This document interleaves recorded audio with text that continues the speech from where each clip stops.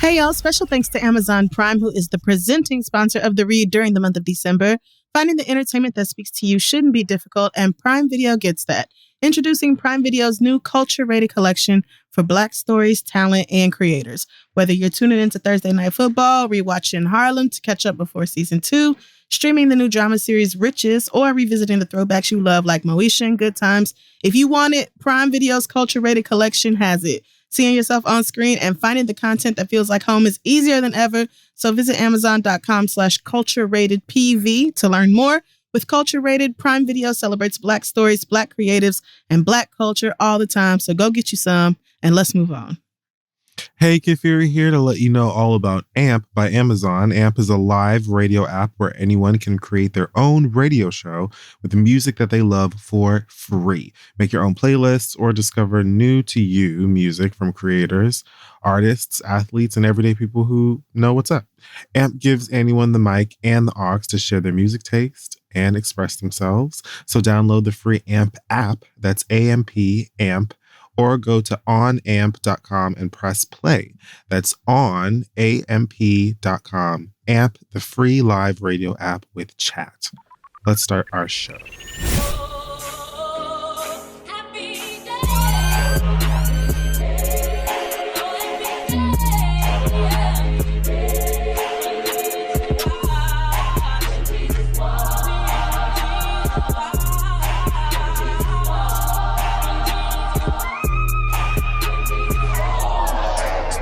Well, folks, welcome the fuck back. And how the black fuck do you do? Amen. I am Kel Mitchell. And I am Crystal. This is The Read, and we're doing a special mailbag episode today. Yes, we are doing a special mailbag episode on this eve. Do you want to just dive in? I mean, we can. You know, it doesn't have to be like the same format as the regular show. We don't have to do everything else. Sure doesn't. I think we can just pack it full of the wonderful advice that you all, the quality advice that y'all look forward to when you tune into this podcast. So, this podcast. I didn't know what you were talking about. Quality advice. You know, we do our absolute best with the things y'all say. So, do you want to go first, or you want me to go first? Sure. Why not? I will go the first. Okay. How about this one? Do you want mess? Or do you want something like fun and simple? Let's start. You know what? Let's start with fun and simple and then get to the mess. Fun and simple comes from Lena James. Oh. I'm assuming that's the fake name that you chose, Lena James. Okay, amen. Says, hey, I don't know why. This has nothing to do with you. Whatever.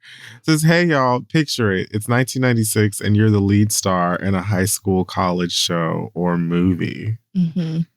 Who would you want to play your crush/romantic interest? Let's say top 2 or 3. It can be someone from the 90s or someone from now. Thank you for bringing joy to us every episode, Lena James. Do you see why I don't understand the fake name? Well, that's because Lena James is the name of the character Jada played on A Different World. Yes, but like, what is that? I think they're saying because A Different World aired in the 90s, and so it's like a reference to the question. Like, but it starts by saying use a fake name, Lena James. So I'm like, I think they just wanted you to. I think they just wanted you to call them that after Jada. I really do. Okay. So what are we supposed to do? Pick 3 niggas from the 90s? Or now. It says, if you were starring in a high school or a college show or movie, who would you want to play your romantic interest? Top 2 or 3? Interesting. I was about to shoot for it. I was supposed to be like, oh, such and such, but girl, that's the 80s. I forgot I'm old. I have to Google that one fine nigga who was on all the old sitcoms. On all the old sitcoms? He was on A Different World. He was on like... I mean, everyone was. Damn. Now, Google said there aren't many great matches for your search. Damn. Normally my little ghetto Googling turns up with something. Let's see. Definitely in the top. Okay, so no particular order. Bumper Robinson. Sorry, that's who it was. Whomst? Bumper Robinson. Google Bumper Robinson. You're going to say, oh, yeah, that nigga. Oh, if I was in college in the Family 90s, Matters. yeah, He was on all the game. shows. Yes, this is a good choice. Right, this is a very good choice. That was the first one I thought of. He was T back in the day. He was, nigga. Everybody thought he was fine. Everybody. Yes. Okay. He was on Living Single for a little bit too. This is what I'm saying. The nigga who was on all the shows, it didn't come up. He was on everything. But it didn't come up. Family Matters? Yet I found it anyway. He probably was like Laura's little crush or something. I'm thinking of that other light-skinned nigga with them eyes that looked kind of like an alien. This nigga was on what show? Or whatever. I know who you're talking about. Okay. I would say one of mine would probably be great choice. One of mine would probably be Merlin Santana. Yes. Yes. Ooh, that's another good one. The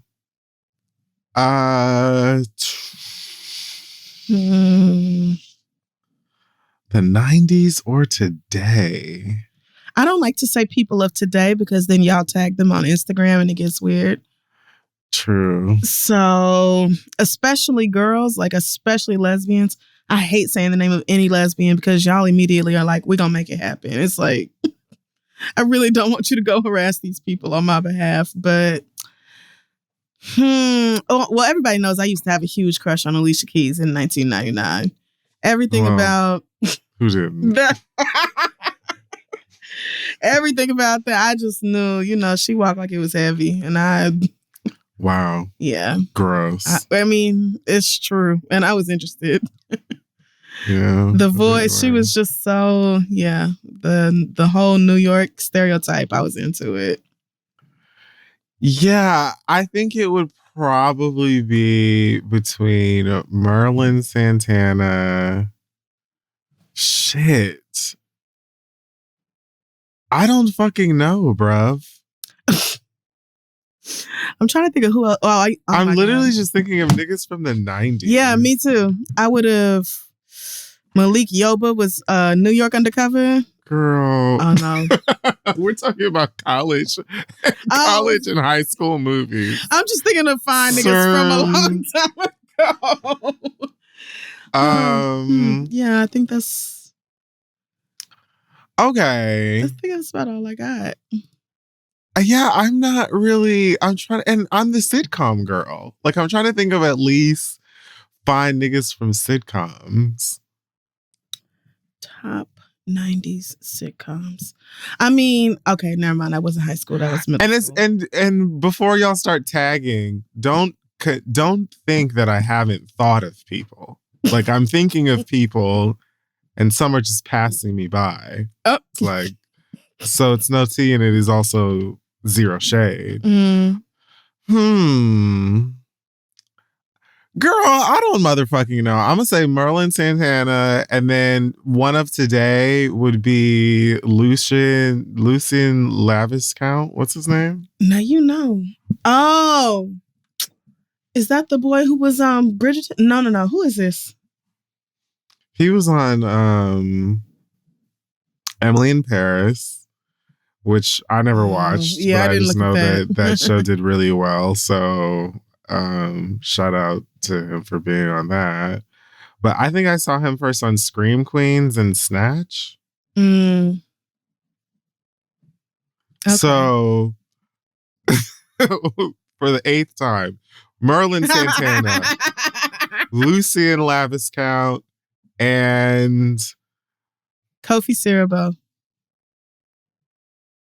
That's so easy. Well, I said we were going to get married on Instagram. I wrote that in his Instagram comments and he liked the comment. So a relationship has been established. A relationship has been established. That's all I'm saying.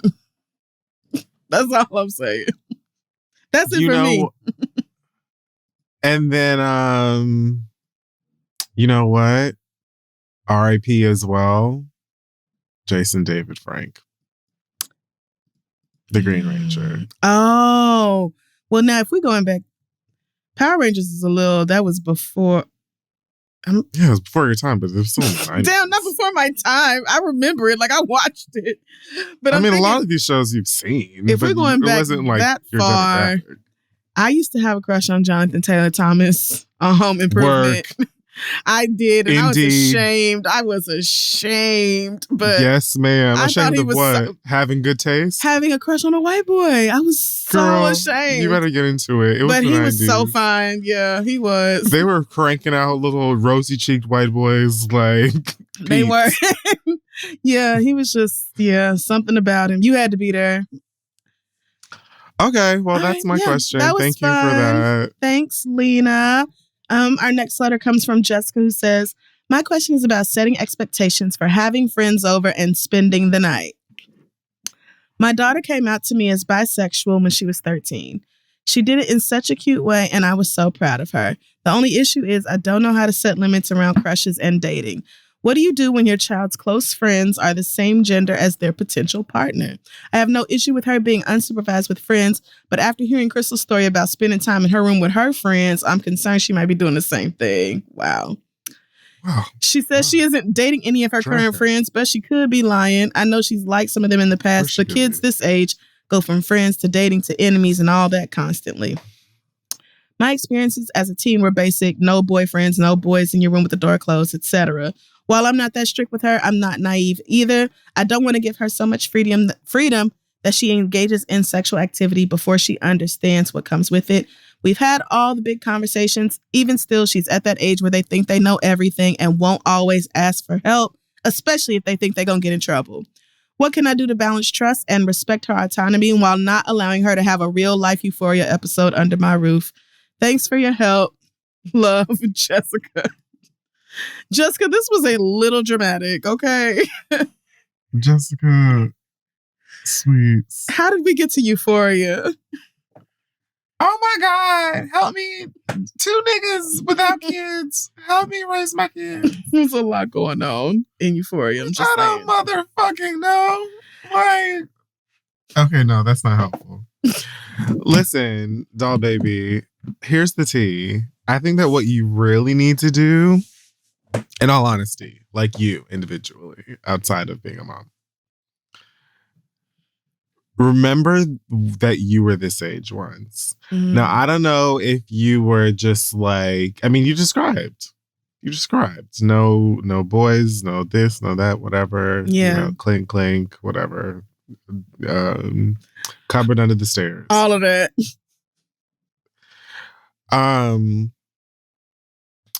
The thing about being a young adult, thing about being of a certain age is they're going to do what they want to do. You can't keep tabs on them 24 hours. You just can't. What you can do is impart as much wisdom as you possibly can in them. Let them know what you for and what you are not for. Yeah. What you're going to deal with and what you're not going to deal with. Love them and roll the dice, honey. That's my advice. Like, and again, that comes from someone who hasn't birthed no babies. So that might be shit advice. And the beautiful thing about the Read is that the Read is a community of people. It isn't even just 2 people. And lots of you niggas have made the decision to procreate. Some of you didn't make the decision, but you did anyway. And, you know, there's probably loads of advice out there for people who maybe have a little bit more insight. But I think that what you can do as far as sexuality goes is, like I said, be an open book and an open door. Mm-hmm. And be honest and authentic. Have clear guidelines like the open door, like the stuff that we have.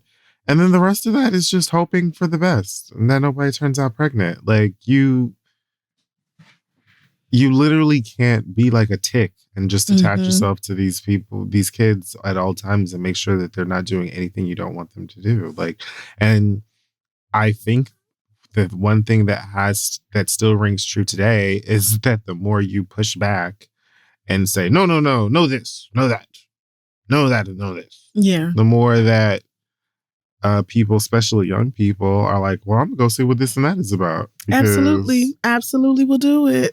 So, I don't know. I agree. Well, I mean, I'll say first off, people know that they're asking two niggas who don't have kids for parenting advice. They know it. Same way y'all know y'all asking two single niggas about marriage advice. Y'all know what y'all are doing. They know this. So they know it all. You get what you get. What do we have advice you get for what you besides get. weed? And like Nintendo Switches. Right, games.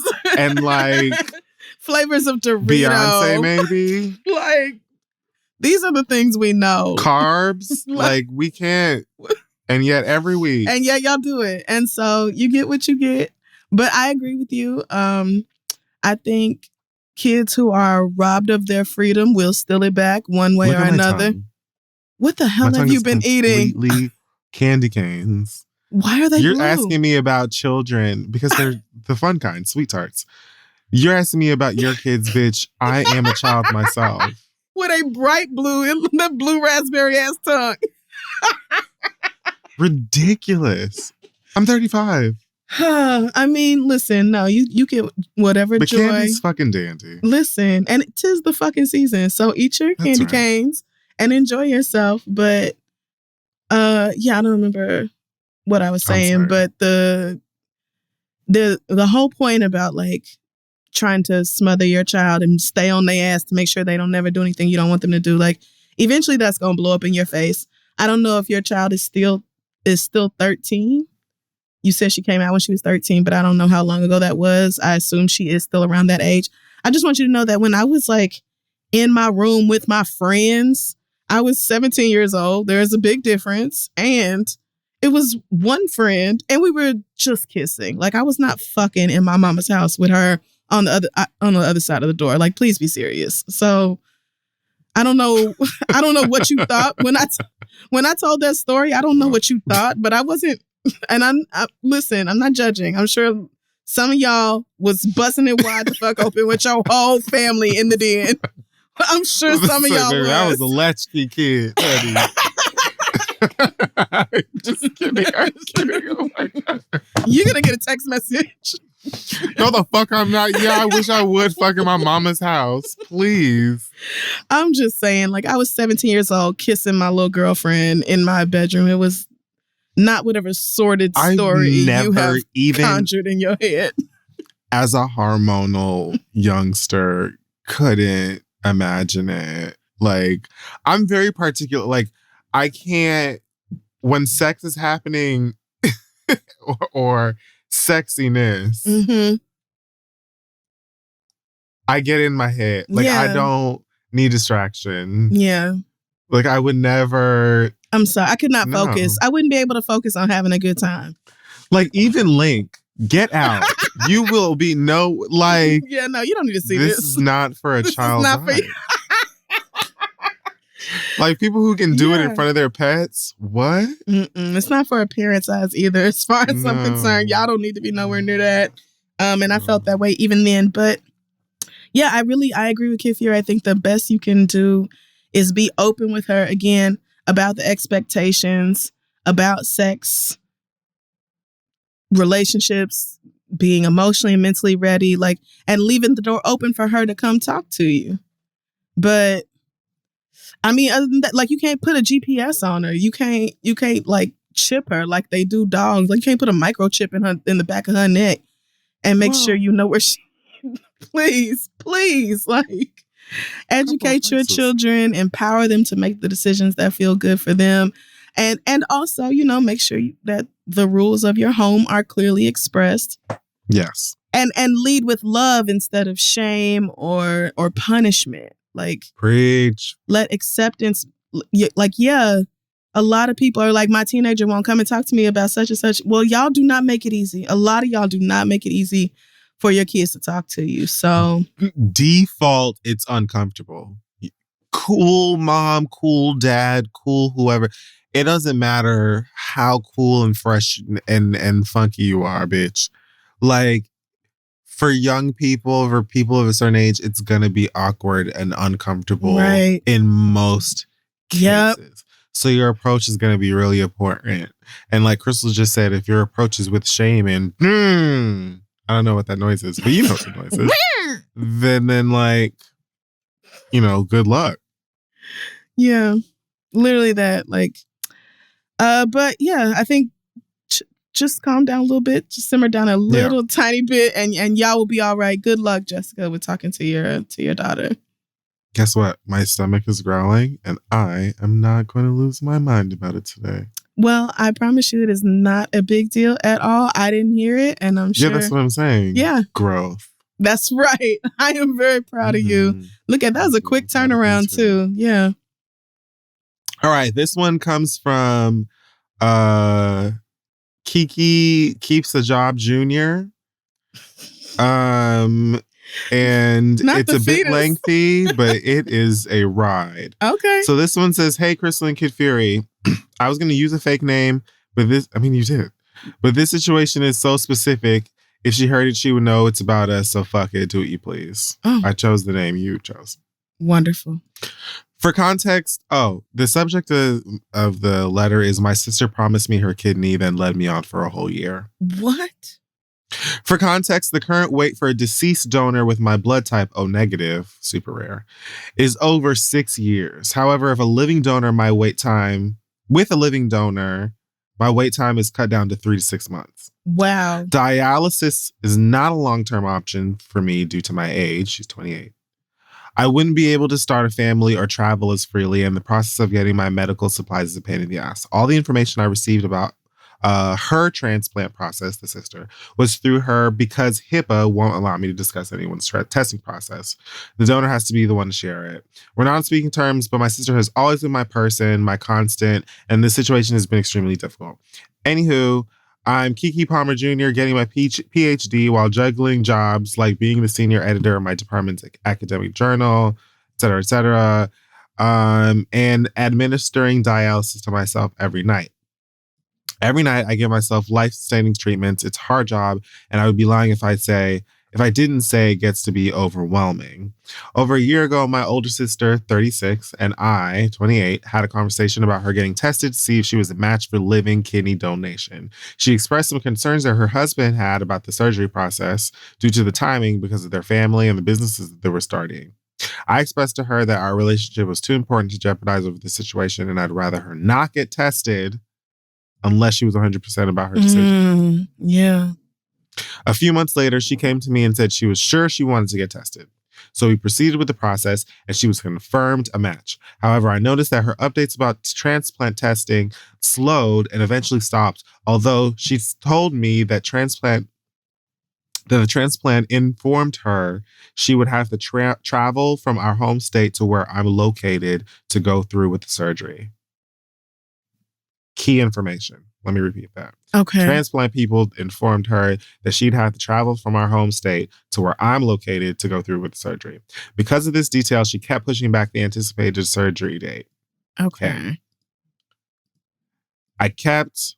Even though I had thoughts, I kept them to myself because she seemed willing to go through with it. And she was essentially saving my life. I felt like I was being impatient, so I chilled out. However, she kept pushing back the date. I only started looking for donors when she pushed it from December 2022 to December 25. Wow. I told her I was looking for other people, but I still wanted to consider her since she was the only confirmed match. March of this year, she told me that she, quote, didn't know if she was going through with the transplant. Didn't know if going through with the transplant was the right choice for her family at this time. I was devastated because it felt like a huge setback. When asked why, I was given reasoning like, quote, she's a wife and mother and you wouldn't understand. Not only was that hurtful, but it was insensitive of the real concern I expressed to her about possibly not living to be a wife or a mother or even a fine-ass, rich-ass auntie. Furthermore, didn't she know she was a wife and mother when she came to me saying she wanted to get tested? Needless to say, we didn't talk for months after that. For Mother's Day, I went home and had an in-person conversation with her. She was very apologetic. She agreed to go through with the process again. And then following week, she said, I'm not saying yes, but I'm not saying no. I got tired of her flip-flopping ways. As I started to post more about my journey on social media, more people became interested in getting tested. Someone from out of state said they were actually my blood type and were willing to donate. I told him about the traveling factor, and he informed me that the transplant people told him he never had to travel because they partner with hospitals across the country to make processes easier on the donors. He would be able to do his testing and subsequent surgery in his home state, which is where my sister lives. They live in neighboring cities. I asked another out-of-state friend who was eliminated from the testing process, and he confirmed they also told him the same time. So I called transplant people to ask if this is something they tell everyone, and they confirmed they are mandated to tell everyone they didn't have to travel if they live near a partnering hospital, which my sister does, meaning she knew she never had to travel, even though that was her main excuse to keep delaying the surgery. Wow. Her husband also confirmed that he was on board with the transplant once he spoke with the doctors, but that it was always her decision because he refused to come in between sisters. He also told me she was afraid to go through with the surgery and didn't know how to tell me. I confronted her on this, and of course it went left. I started the conversation off calm, but she kept cutting me off and interrupting me. So at one point I told her to shut the fuck up and listen, and she hung up. Granted, I'm not proud for losing my temper in the moment, but I feel like she was not doing anything to take accountability for what she did. My main concern is that she wasn't upfront or honest about her true feelings. Let's skip ahead. My question is, how do you cope with losing someone so fundamental to you? My sister practically raised me as our single parent mother, worked 2-3 jobs just to take care of us. She's always been my constant, my closest friend, but I can't allow someone in my space that doesn't consider other people's lives and feelings or have the self-awareness to see how her actions affect other people. There has been a demonstrated pattern for her doing really shitty things to the people she loves, but blames her actions on them and not her actively choosing these things. Yikes. For example, I was, quote, too impatient, and she never said no specifically, but her actions did. Don't say this, but also... Don't okay. say it. Any advice would be great. Ooh, girl, and it is tea, bitch. I know it is.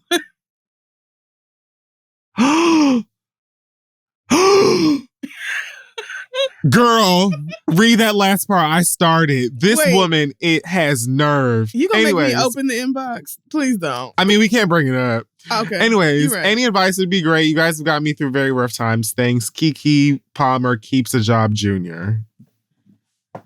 Oh, boy. So Mama has a sister who basically helped raise her as her closest friend. Right. But I guess is incredibly uncomfortable with the idea of surgery. And it sounds like came to you on some obligatory, I'm the sister, I can't say no type shit. Yeah. You know what I mean? Like some pride.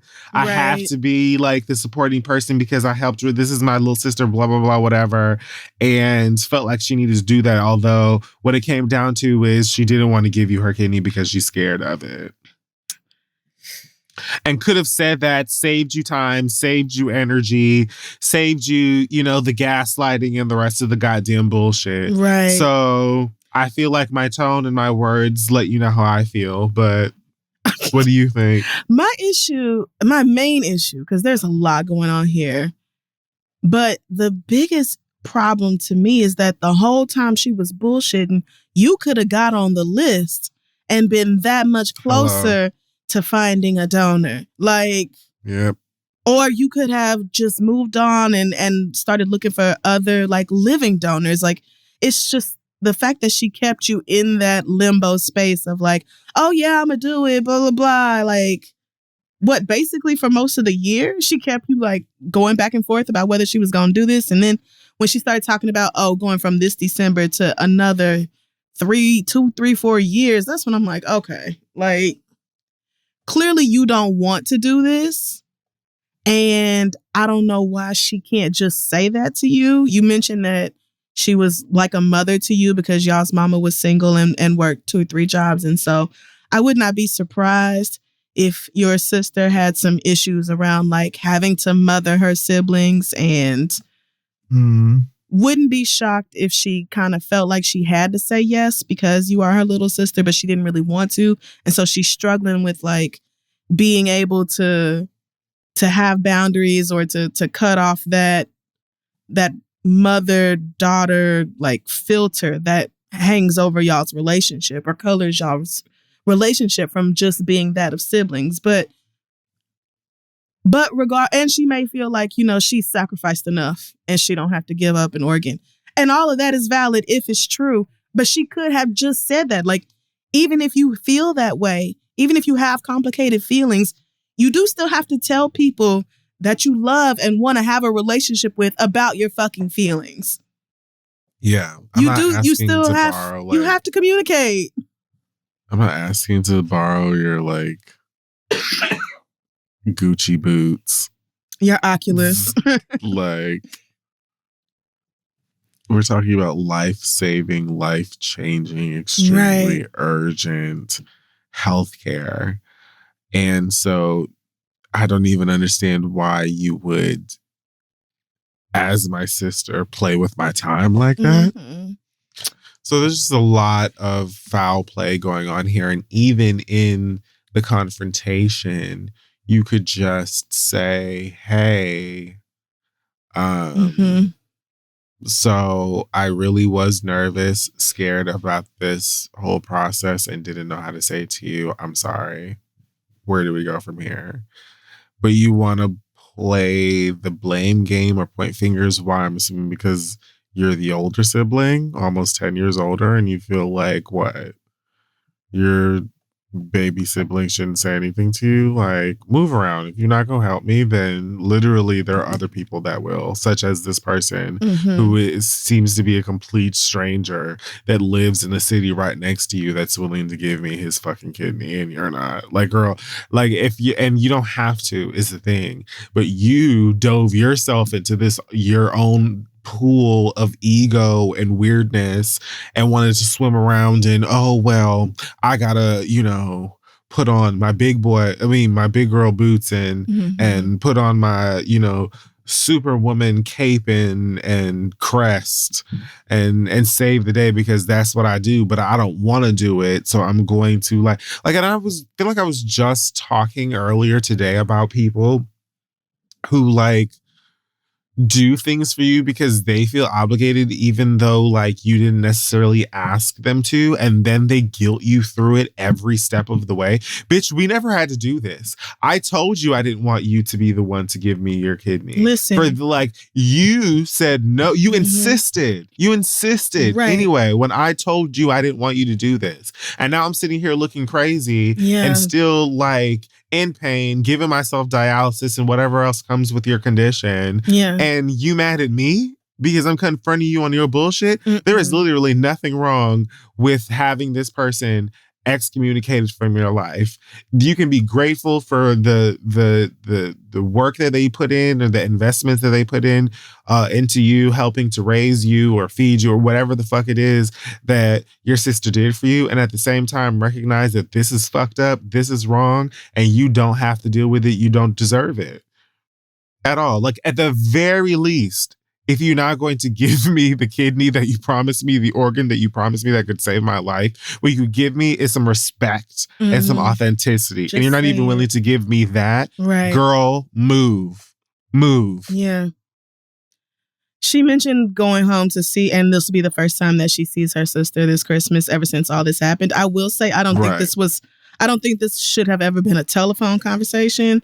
Especially because the feelings are so real there. And so I would say when you see her for Christmas, hopefully y'all can separate from the rest of the family, go talk somewhere by yourselves before, niggas start drinking or smoking. If that's what y'all do for the holidays. But and you said, I can apologize for losing it on the phone. Yeah, you can, but you can also say, this is a pattern with you. You mentioned that she has done other things like this before where she doesn't take accountability for her actions and blames other people. So you can say, it's difficult for me to feel like I can have a relationship with you when I never know if you're actually going to be responsible for the things you say and do. Whether you're going to take responsibility for that. And, bringing up your whole point about how, you could have found somebody else. More than anything, she wasted your time. And she could have just been open with you when she started having second thoughts, saying it then and being don't depend on me. I'm really struggling with what to do here. And so, let's find you somebody else. communication could have saved all of this. So I would say that to her and see where it goes from there. But if she continues to have an attitude and to act poorly, then you have done all the fuck you can, especially considering how fucked up this is. How extremely fucked up it is. Like you said, like, don't even say nothing unless you are 100% sure. And to play with somebody's emotions like that, knowing that they're sick, that's what I don't understand. That's what I really don't get it. I don't get. Like, I love you. I'm just gonna fucking say something to you. If I can't do something, like, it's not, oh girl, I thought I could give you a ride to the Beyonce concert, but now we're gonna have to take the train. Like, we're talking about my fucking life. Be serious. Yeah, no. She could have said something. So good luck. Who's this Kiki's fetus? Good luck. Yeah, that's good enough. with that conversation over Christmas. I'm gonna do one more and then we'll take a break. This one is from Marina, who says, my boyfriend and I have been together for 4 years and we are talking about marriage and planning our future. There's only one problem. My boyfriend and his older sister are extremely close and I can't stand her ass. She's miserable and deeply unhappy in her own relationship. So she constantly calls my boyfriend to vent or to just come sit and stew with her. My boyfriend has said that her negative attitude has a negative effect on him and his mood, but he also refuses to put boundaries in place with her. He will drop anything and everything to support her, including whatever plans we have. I get wanting to be there for your sister, but she has been toxic for many years now and won't change her behavior. He knows I don't like her, but he said it's important to him that we get along. I don't know how I can get along with somebody who uses her brother, doesn't care about interfering in his life or relationship, and wants him to sit and be unhappy along with her. I'm always cordial when I see her, but I don't see us ever being friends. I'm also adamant that he needs to enact some boundaries with her. Can this relationship last if I will never like his sister? Thanks for your help, Marina. I mean, Marina, here's the thing. I would break up with this nigga and I would do it. I'm shocked it took us this long to get to a breakup with him. Yeah. I would break up with this nigga because being that influenced over your sister or any family member or whatever in itself is going to be unattractive. But I'm never going to expect you to choose your family over me or shift the energy of the family that you've had prior to me. Like, I'm not going to expect any of that to move and shift and shake because I don't like this miserable person. And if the person that you're with does nothing to really change those things and rests on the, well, I want y'all to get along. Okay, well then do something about it. Like, right. I mean, like, because, taking your word for it, I'm fine. Your sister's miserable and wants you to be single and hates me and blah, blah, blah, blah, blah. Like, you simply saying, I want you guys to get along is not going to help us to do that. And you are the glue. You're the mediator. You're the middle part. So if anybody is going to have to help to bridge the gap here, it's going to be you. And it's not going to be with you just sitting on your ass and making excuses. So it doesn't really sound like this nigga plans on doing anything besides being his sister's boyfriend. And that's none of your business. And I wouldn't expect for him to change just because you don't like it. But that's me. Yeah. I agree that it's time to, well, I won't say it's time to break up with him, but I feel like it's not a bad idea because you can't really, you said that you're adamant that he needs to put boundaries in place, but you can't make a person have boundaries with somebody else. The only boundaries you have control over are yours. And he's told you he's not going to put boundaries in place with his sister, that if she calls, he's going over there. So now you have to ask yourself, am I still willing to put up with this? He's told you what he's going to do. So you are either in a position now where you decide that this is acceptable or it isn't. As for me, it's going to be a chop. I'm not anybody who refuses to do any self-reflection or any work on themselves and just insists on bringing everybody else down around them, I'm not going to be a part of that. So for me, it would be a signal to leave this relationship, but maybe you feel like, and you can say to him, like, I'm never going to get along with your sister. If you feel like you can tolerate his relationship with her, or you can be cordial when y'all see each other or whatever, and that's good enough, the relationship is worth that to you, then you can say, I will accept your fucked up relationship with your sister, but I won't be cool with her. And so now you can decide if that's going to work for you. Because you can't demand that we get along and then also continue to have this strange dynamic with her where you're just, whatever she says, you do. So. Yes. I fully agree. I think that's a great point too. And it's given like, because there are plenty of people who are with motherfuckers for life and can't stand their family. And, you know, once again, there's probably a pool of people who would raise their hand and say, me, and maybe you can find some help there. You know, there's a whole, whatchamacallit on our Patreon. What's that shit called? Discord.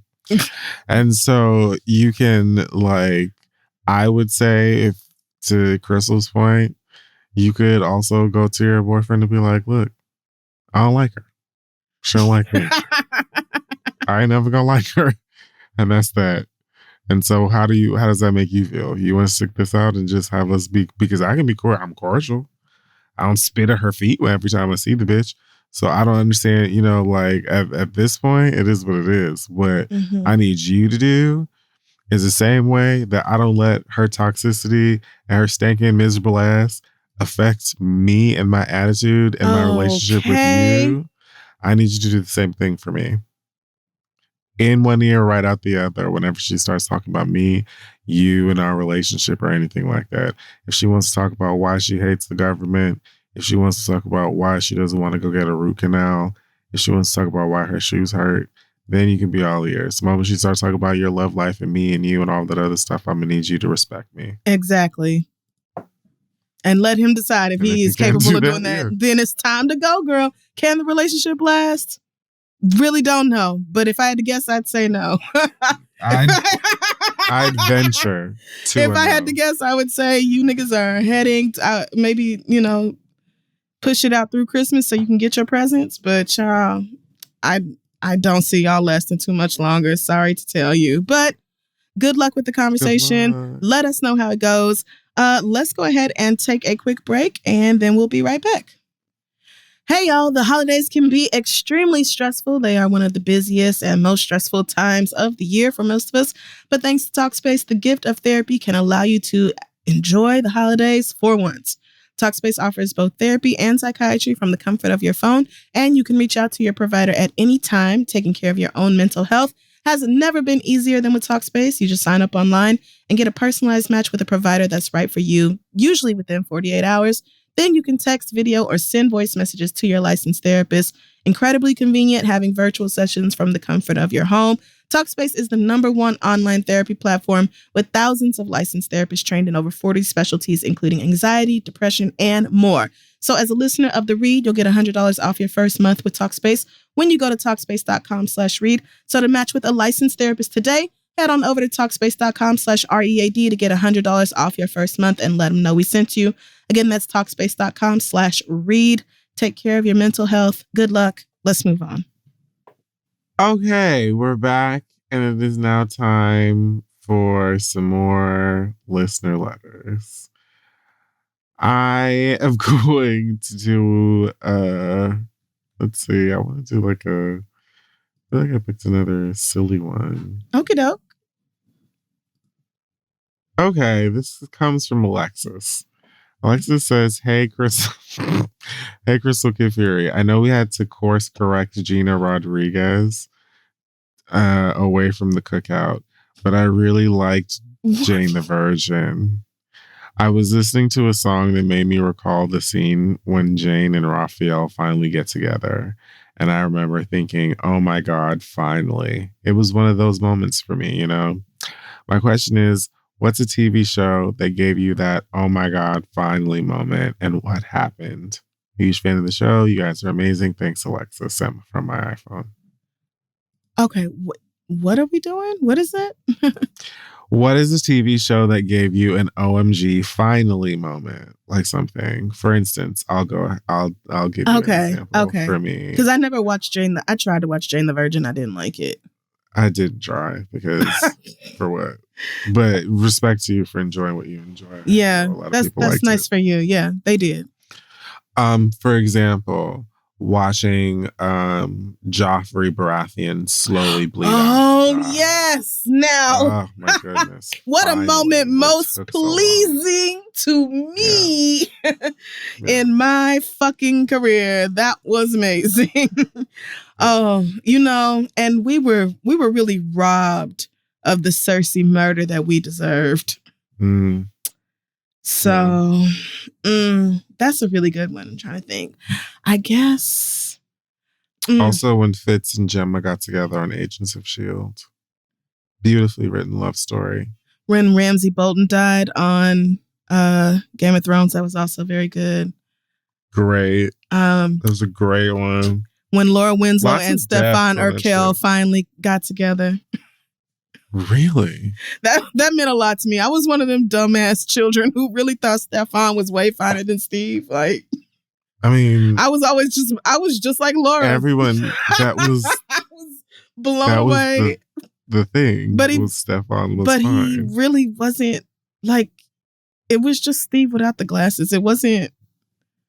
But it was also like, oh, he's suave and like he right. It was like, oh yeah, he has swagger now. But yeah, no. But I don't know.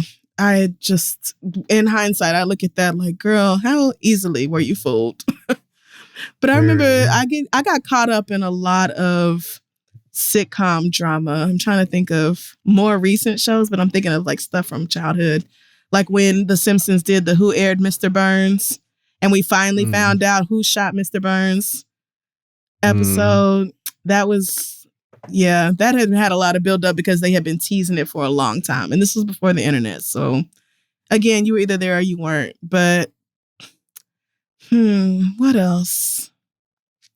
Maybe when Issa and Lawrence got back together. I was never for that. The rest of y'all were overjoyed. I was puking.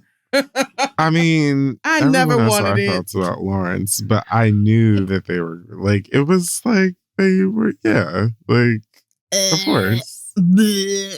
I did not like it. I wanted them to stay separate together. Yeah, I mean, that's the power of the storytelling, because y'all wanted that to happen bad, but I did not. I hate Lawrence. I'm telling, for the moment that he was on that plane and it got to shaking, I was like, now's the time. Now's the time. They didn't do it. You know what I'm waiting on right now, though, in a current show?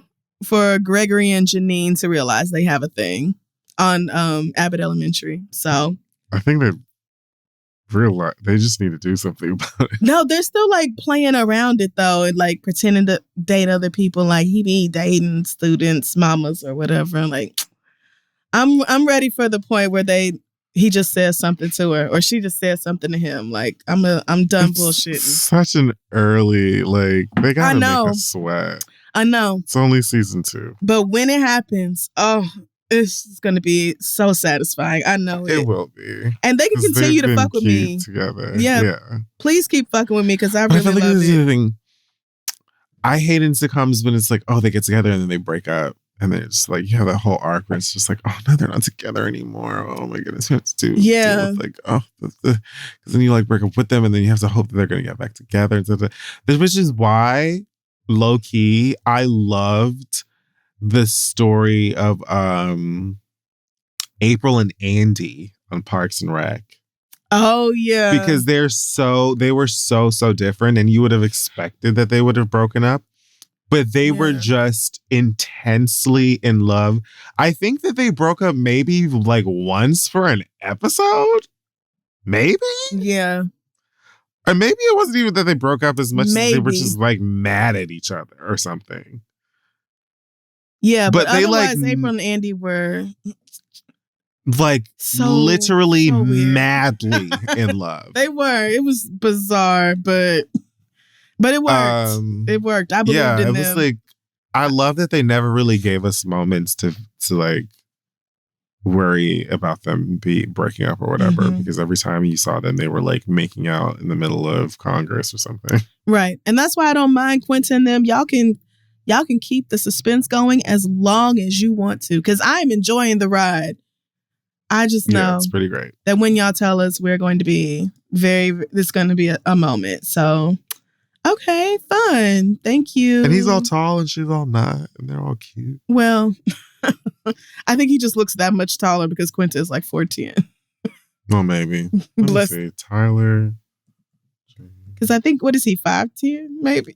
Well, so when you think of it like that. I mean, he's still taller than me. I mean, me too, by a lot.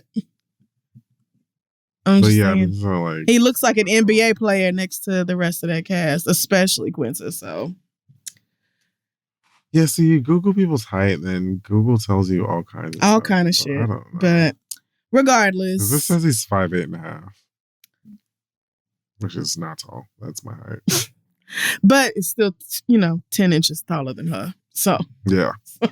So just something to keep in mind. But I am, excited for that for sure. Yeah. All right. Shall we move on? I have a letter here from Keisha who says, I have been friends with one of my closest friends for almost 10 years. In college, we lived together and did everything together. I knew her family and she knew mine, so I consider her my best friend. She would always say that when she had a child, she would make me the godmother and I would do the same. Well, flash forward and it happened. She was pregnant with her first kid and reminded me of my godmom status. I take that role very seriously, and so I co-planned her baby shower with her sister, spending all kind of money that I knew I didn't have. There were a lot of stressful days and nights dealing with her indecisiveness and back and forth regarding the shower. I was her makeup artist too, and she was an hour late getting to me, which made her an hour late to her own damn shower. I ran errands with and without her, did a bunch of online research, everything. I explain all this to say that I put in work as a godmother because I knew how important this all was to her. Recently, she came over and brought a gift for me from the baby. It was a coffee mug with an... people be like, oh, such and such got you. Daquan got you something for Christmas. So it was a coffee mug with an image of the baby on one side. And then on the other, it said godmother and had all these beautiful words about what a godmother means to a child, like spiritual guide, role model. And then at the end, it said, love you, godmom. It means nothing to a child. I mean, it's everything to you. Literally, yeah. It said, love you, godmom, but the name signed was Rachel and not Keisha. What? Right. I looked at my friend and asked her why it said Rachel, and she was like, oh my God, they messed up the cups. I brought the wrong one over here. I was trying not to get mad because her mother and my mother were there and looking confused, so I quickly brushed it off because I didn't want to get an attitude in front of her mom.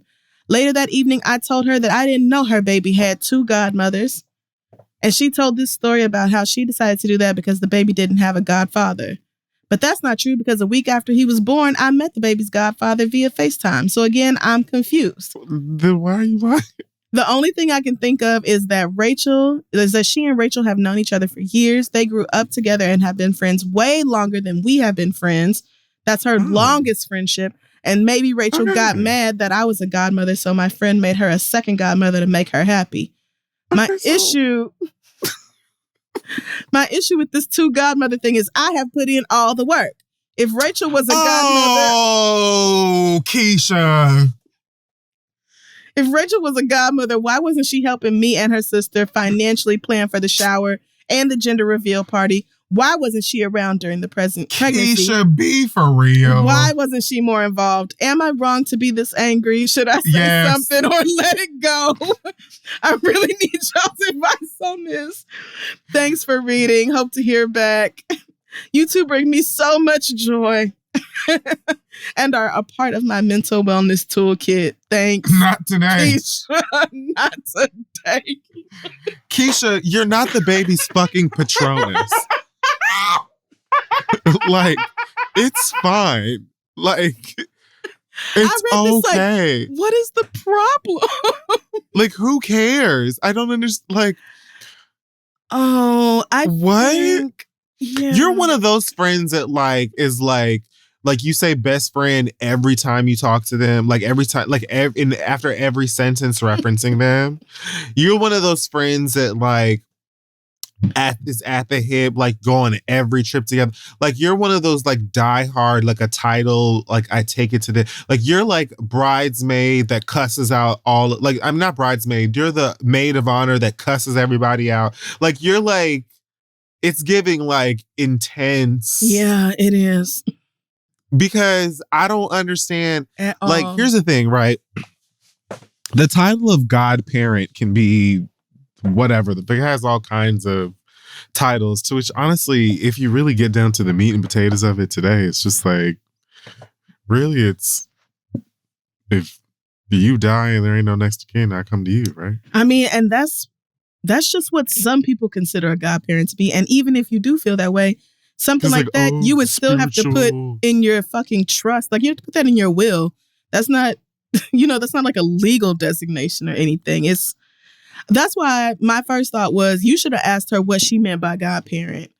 Because I know a lot of people do think, godmother, the responsibility is to help pay for the baby shower, but I was taught that when I was a kid, godparent was the one who was supposed to like help to spiritually guide you, as I think was said in the letter. Exactly. Yeah.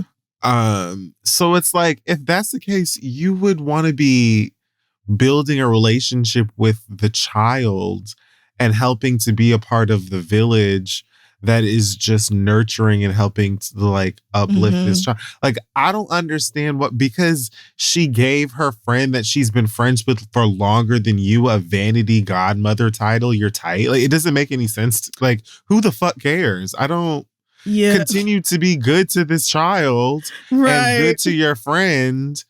And that's you gonna beef with her other homegirl because she a godmama to the baby too. Like, so the baby got multiple people that care about it and like and are in its life for a good and you're upset. Like, be for real, Keisha. This is silly. Yeah. Like, I get that I get like the petty nature of you being upset here, but it is petty. Especially because it sounds like you took it upon yourself to co-plan the shower with her sister and to beautiful and to spend money that you knew you didn't have. Like, it doesn't sound like anybody asked you to do that. Lovely. So I think, maybe and honestly, these days, if somebody tells me that they want me to be a godparent, to me, that just is more of like, I want you to know how much we trust you and love you, and you're like a part of our family, and we want you to be a part of this child's life. I'm not taking it as like, godmama gang. Like, it's more like, it's like being an auntie, really. To me, it's like, we just trust you as far as like being a part of this child's life. That's all that's really saying to me. I don't see anything wrong with a child having multiple godparents of any gender. I feel like it's perfectly fine. And if you don't want to spend money, you don't have to do that. So I just don't. Yeah. I won't say you're wrong for your feelings, but I think maybe you made some assumptions and you could have avoided all this if you had simply asked her then, what do you mean by that? So to, just to make sure everybody is on the same page about it, especially before doing something that it sounds like you didn't, I don't know, like you only did it because you thought that you were getting some exclusive title. And if you had known there were multiple godparents, you wouldn't have done all that. And you knew there was a god dad, but for some reason you're upset that there's another god mom? Yeah, girl, I'm sorry. I think... It's not mathing. I think this is kind of petty. Sorry. And even in its pettiness, like my whole thing wouldn't even be like, she's a godmom too. My get back would be like, well, I'm gonna make sure this child like me more than she like Rachel. Right. He or they, I don't know. I don't remember. That's just your fake godmama. You know who your real godmama is. I probably not say that directly to a child, but yeah, no, obviously not. I mean, the kids love coming over here to hang out with Auntie Crystal because they already know it's games, it's snacks. We're going outside. We're doing fun shit. We breaking shit. We're going outside. We're shooting fake YouTube videos on the iPad. Like we're getting Robux. Like, we're gonna have fun when you come over here. Like, So, sorry, girl. I wish I could be on your side here, but I'm just I'm not. I'm sorry. not seeing it. Sorry, babe. Good luck. Alrighty, this one. Let me see if you have a fake name. Yes. Your fake name is Lorraine. Okay. It says, Dear Crystal and Kid Fury, my name is Lorraine. I'm 22 years old. And it shows, honey, let me tell you. I read this one. Okay. My mom's a therapist, and my friends have often come to me asking for a referral to receive treatment from her. I usually don't mind this as I love helping my friends out, and it's rare to find a Black woman therapist in my town. After I give my friends my mom's contact information, we never discuss it to ensure my mom's reputation is safe, etc. I've never had a problem with this. Last year, my friend Quadir, fake name, who I was very close to at the time, asked to see my mom for treatment. I sent him her number without hesitation.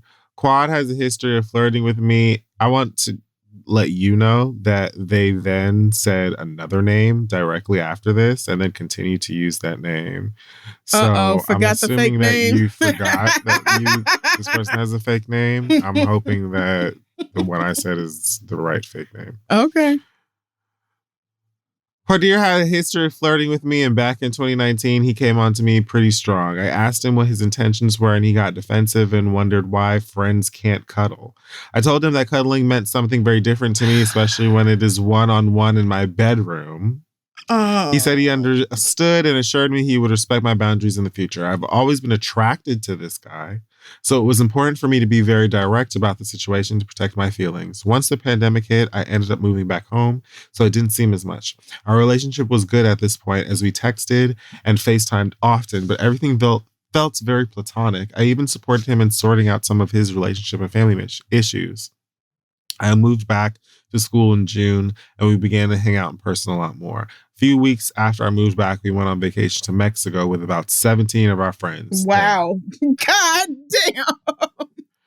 Before the trip, he asked me to go get mani-pedis with him, and while we were at the nail salon, the nail lady asked if it was date night. He acted like he didn't hear her, but I responded and said, no, we are just friends.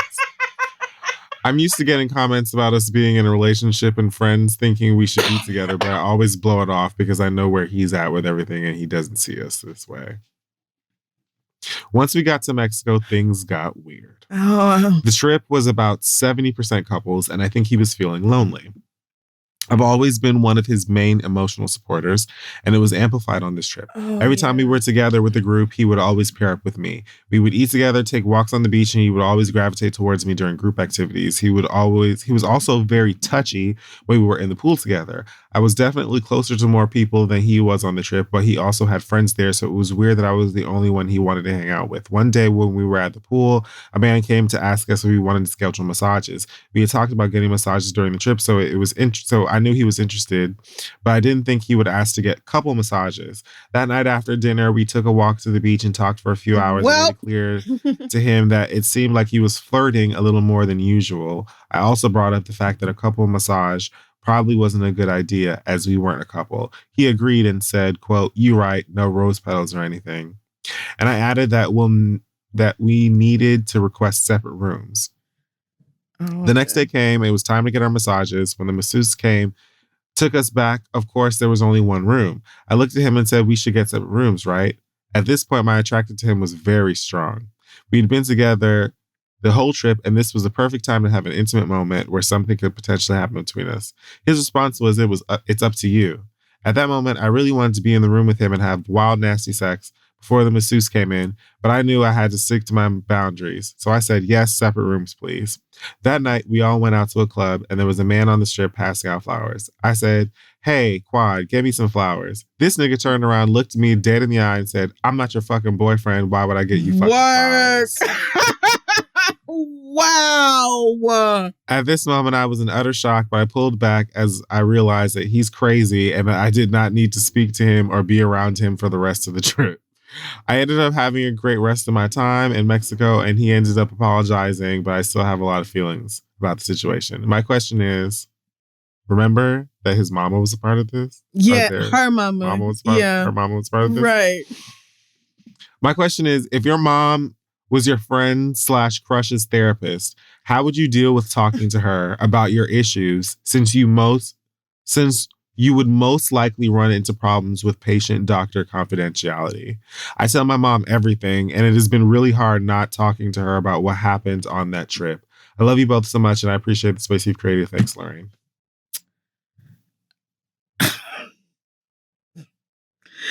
Wow. So Lorraine has a friend who she also has a big sexual crush on, who very clearly has like similar attraction and feelings. They, for whatever reason, set these boundaries between each other where she was very clear, friends can't cuddle. She put these things in place because she's attracted to him. And she wants to be clear. Right. Not to blur lines. Mm-hmm. But she also wants to fuck him and for him to buy her flowers. Right. It's not. And now the young man is in therapy because clearly. And where do we start? His therapist happens to be her mama. And she wants to talk to her mama, as she does about everything. I don't see how. I'm not a therapist, so I don't know. But I don't see how you can't talk to your mom about this. Yeah. Actually, my question is why your mother is recruiting for clients amongst your friends. I had that question initially too. Now I haven't, read the ethics guide in a while, but something about that don't really feel right to me. I mean, it don't sound like she's recruiting as much as like they know that her mom is a Black woman and a therapist and they be looking for therapists. And so they're like, oh, let me get your mom. But I thought the mother was asking the daughter for referrals. No, it sounds like she's saying her friends asked. All right, I was about to say, your mama is... okay, well, I would say let your mama worry about doctor-patient confidentiality. Yeah. That's not your thing to worry about. Let her say no. Yeah. But also, she's still your mother. I still don't know how I feel about your mother knowingly being the therapist for your friends. I still don't. Yeah. I don't really know how I feel about that. I'm gonna write that down and bring that up with some of my grad student friends in the group chat. Sex education? No, but everybody keeps telling me to. So good. Y'all gonna have to wait till I have less, other therapy education to do. I don't really actual education. I don't really have the time for the entertainment version of this, but maybe over the winter. But yeah, I don't really know how I feel about that. That to me is a little iffy, but it's your mother's job to handle confidentiality between you and her clients. And so go ahead and talk to her about it. You said you tell her everything, right? Like, you can go ahead and continue to do that, and you can tell her what's going on. Now, what she does with that information from there, again, ethically, I'm really trying to figure out why your mom would do this, but let her worry about that part of things. Right. If I were you, my focus would be more on the whole dynamic between the two of y'all and what happened in Mexico. Because it sounds like at first you were like, I mean, he cussed her out, honey. but at the top of the letter, it was like, the attraction has always been there, but it was also like, you never really wanted to draw that line between them. It was like you wanted the lines to be blurred because you wanted to fuck him so bad. But then you also wanted to, pretend like these feelings weren't there and y'all not this and y'all not that. The nigga trying to cuddle and, trying to do bae shit on this trip. And you not with none of it. Like, you shot it all down. You insisted on separate rooms for the couples massage and everything. So to me, it just kind of, it feels like you got to shit or get off the pot. Like, which one is it? Hello, mama. What are we doing? If I try to book a couples massage and then you come to me like, yeah, we should probably do separate rooms though, since we're not a couple. And then the next night you like, hey, buy me some flowers. Bitch, are you crazy? Dalisha. Like, what type of time are you exactly on? I'm so confused because it's like, I guess it's one of those things where it's like, oh, we're friends and I don't want to ruin the friendship, but you also have a crush on this person. Yeah. You've been attracted to him and he's been flirting with you, and you every time, like, I don't understand. Like, you want to cuddle with him, he wants to cuddle with you, but you be like, nah. You want to have massages together. Right. Because you're attracted to one another and you want to do it in the same room and you want to fuck him, in fact, before the masseuse even gets there. And he's like, it's up to you. And you're like, nah. And then you're like, buy me some flowers. You're crazy. You're insane. Sweetie, life don't work like that. It can't don't. be both. And now you're talking about patient Dr. Coffee. So I was fully pulled away from the mom is the therapist part of it. Yeah, until the very end. Middle chunk. There was so much going on. I forgot about that. Mexican trip drama that I also felt like, and maybe at some point your mom needs to be like, I can't therapize your friends, sweetie. Or I can maybe give them some great referrals. I don't know if she knows any other Black therapists or what. But it's probably not a good idea for her to keep taking your friends on as clients. This is what I'm saying. I really want to talk with some other student therapists about this because it feels very... It's a line I would not cross. I would never do this. So I'm not understanding your mother's justification there, but you have a bigger issue here, I think. I want to assume that he's not in there talking about you or y'all's relationship, because I feel like that would be just as weird and awkward as you thinking whatever you think. Actually, way less, because that's your mama. You can talk to your mama about whatever the fuck you want to.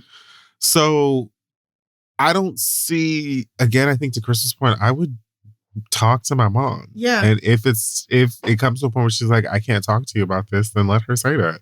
But I don't know what of the things you've mentioned here, what you couldn't talk to her about. But when you do talk to her, bring up the fact that you hesitated because she is a therapist for this person. So, because that is really something she should be keeping in mind.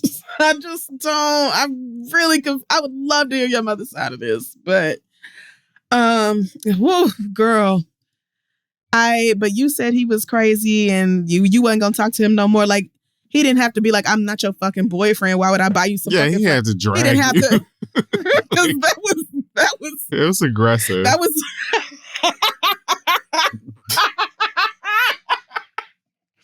That was harsh, but I understand the sentiment.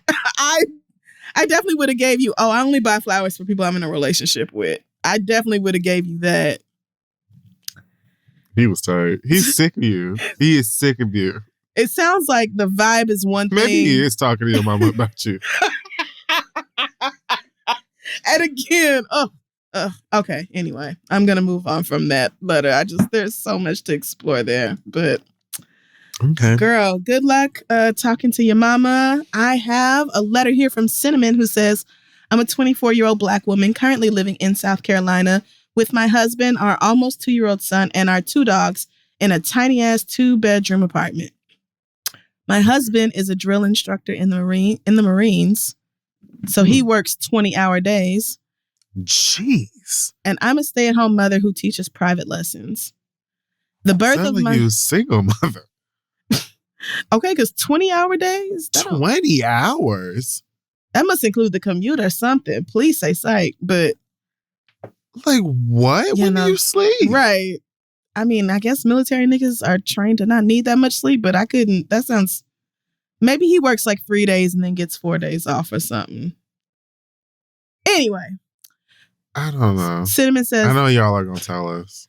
The birth of my son was super traumatic, and I had an experience where I thought I was fighting for my life, and then I gave up. Waking up from anesthesia with the realization that I gave up on life was hard for me, and is part of the reason that I have PTSD from that experience. All of this, plus the fact that we have an awesome kid and our lives right now don't have space for another one, have made me realize that the only place you'll ever see me pregnant again is in hell. So I talked with the doctor. Jesus. Oh my God.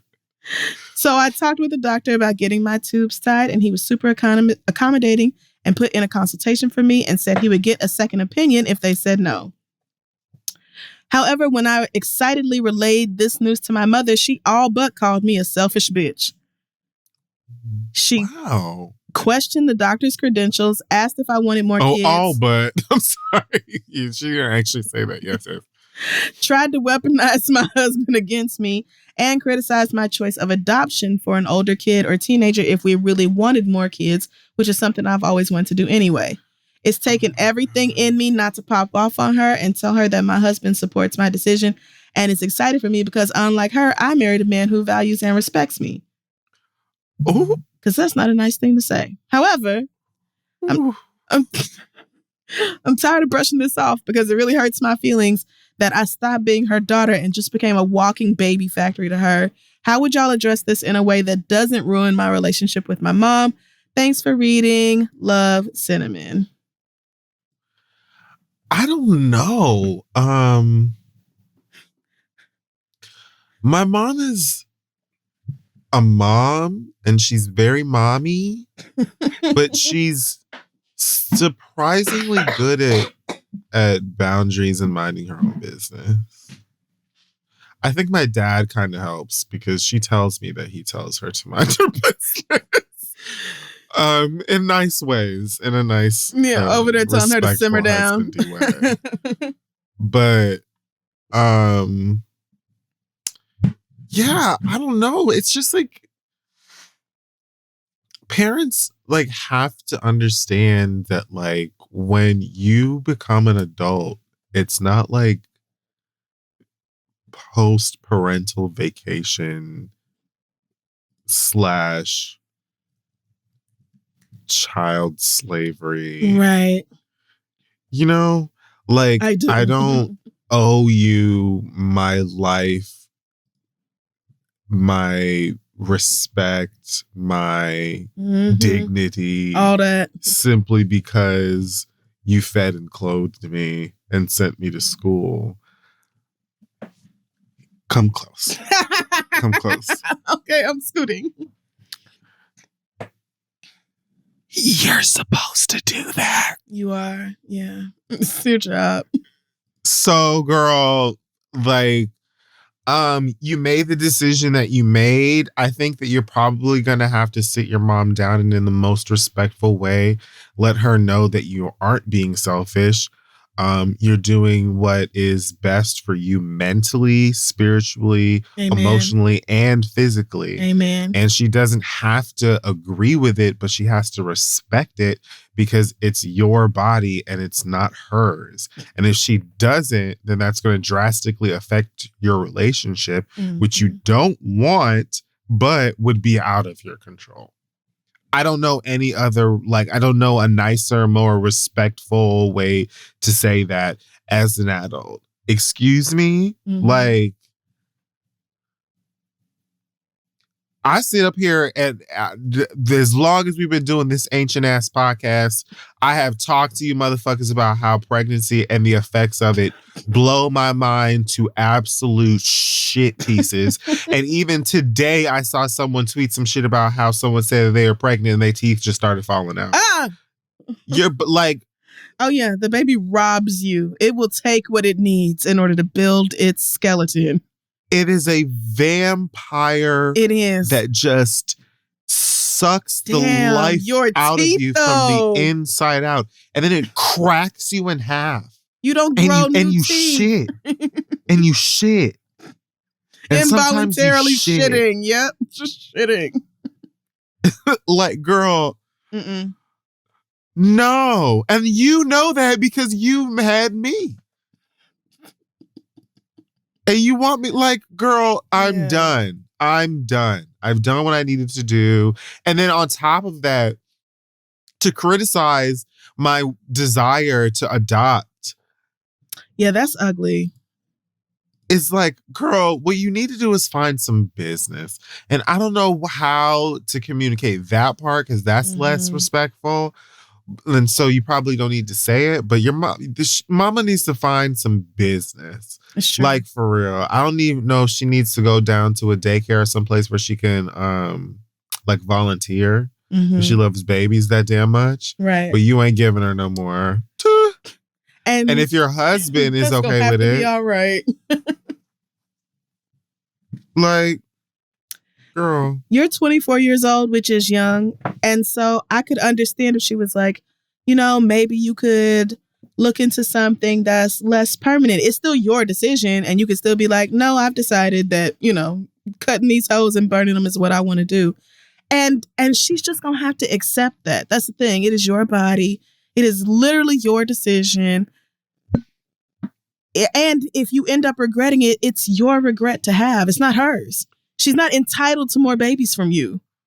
You don't have to give her children. Human lives. Y'all play around too damn much when it comes to raising these kids, as it fucking is. You know what Mima needs for Christmas? A gigapig. I was going to say a dildo. You need to buy grandma Pokemon Scarlet. Get her a Nintendo Switch. Get her Dreamlight Valley. Yes. They just added Toy Story. And Tetris. Because she needs to occupy her time. Find and something to nurture do. some other things. Dreamlight Valley, you can farm. It's so fun. You can fish. Yep. Mine. And they just released Buzz Lightyear and Woody. They just came out today. This new character's being added all the time. Christmas dresses. It's just all kinds of fun tasks to do. She could go back to school. She could pick up all kinds of hobbies. Like, there's just so much to do. You don't owe your mother. The world is her oyster. No. You didn't owe her one grandchild, much less anymore. And so all I'll say, I completely agree with everything you said. I'll just say that there is no way to address it that will guarantee you don't ruin your relationship with her, because that's really up to her. Preach. If she's going to be mad enough to not speak to you no more because you said, I'm not having any more kids, then you just need to accept that statement as being fucking ridiculous and let your mama be ridiculous in that. Like, you're just going to have to be mad, because that is, you don't get to have those stronger feelings about what I do with my reproductive system. Here at The Read, we believe parents can get dragged too. Absolutely they can, and frequently they deserve. I'll just be damned. I don't have this issue with my mom. Right.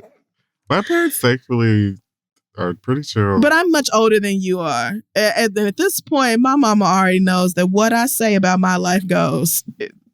Yeah, maybe mama also needs a little time. Yeah. So maybe she, even though you're married. 24 is young. You're married with a baby, but 24 is young.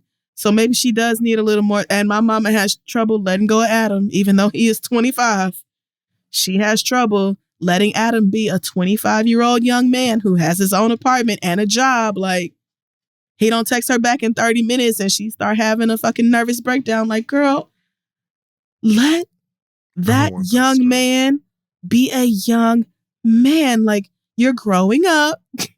You would think the marriage and the baby would have shown her that, but I don't want that stress. You're allowed to say what you want for your own life, and that should be respected.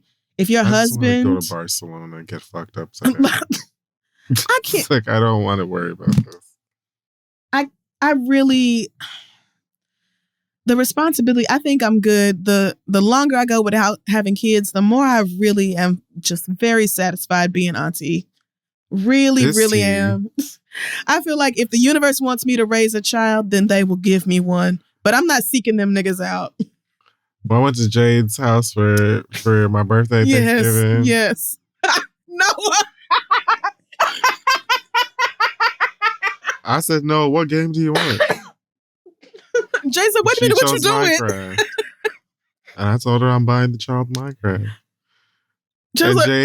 When Jade, she asked me if it's got killing like Call of Duty and stuff like that. I said, Minecraft is fine. She thought Minecraft and Call of Duty were on the same And level. Tristan was like, she needs to be sure that she can handle other things before that. And I said, oh, Noah, really? That's what we're giving? Don't have me come up in here regretting buying the things. That's the position to be in, yes, child. it's fun. Because I don't have to discipline them. That's right. But if they need disciplining, I give no gift. And then you get no present. That is also fine. Like, that's also fine. That means I get to save money. Amy will buy it, but your parents can also be like, no, she can't have it. No, so, you may not have it. And then that's that. And you know what? I'm not the one raising your black ass day in and day out. Mm-hmm. So I'm not going to really argue with them about that. I won't do it. If they said, I'm going to drink my wine. She has trouble getting her chores done during the week, so she can't have Minecraft until she's washing the dishes every Tuesday and Thursday like she's supposed to. Then guess what, girl? You're just going to have to, you're just going to have to start washing them fucking, I suggest you get in there and bust them damn sides. Yeah, I suggest you craft some Dove. You better get in there and craft that homework. Yeah. You better mind them damn dishes out of that sink. Okay. Mind that damn cat food. Make sure you clean up after yourself. Coming to me about some Minecraft. You got mind shit to do around this house. So I'm just saying, Auntie is a fun place to be. And Cinnamon is already a mother. So I'm not sure why we made it about us, but. Yeah. But yeah, girl. Good luck talking to your mother and standing your ground, and you do whatever feels right to you. Whatever. Talk to your doctor about what will work for you. And you can even talk to your mama, but know that the ultimate decision is yours. And she can fuck off if she don't like it. That's that. Woo! All right, let's take another break and then we'll finish the show. Hey guys, looking for the perfect holiday gifts, especially for your parents or in-laws, then you've got to check out the Skylight Frame. It is quite difficult sometimes to pick out the perfect holiday gift. You want to think of something that's like impactful, but emotional, something that wasn't just like blah, but that will like not be a pain in the ass to think of, but will also maybe just like get the fifis going and all of the holiday cheer. Work. You know what I mean. Oh yeah. I'm talking about Skylight Frame. It's a photo frame you can update instantly by email from anywhere, and it sets up effortlessly in less than 1 minute.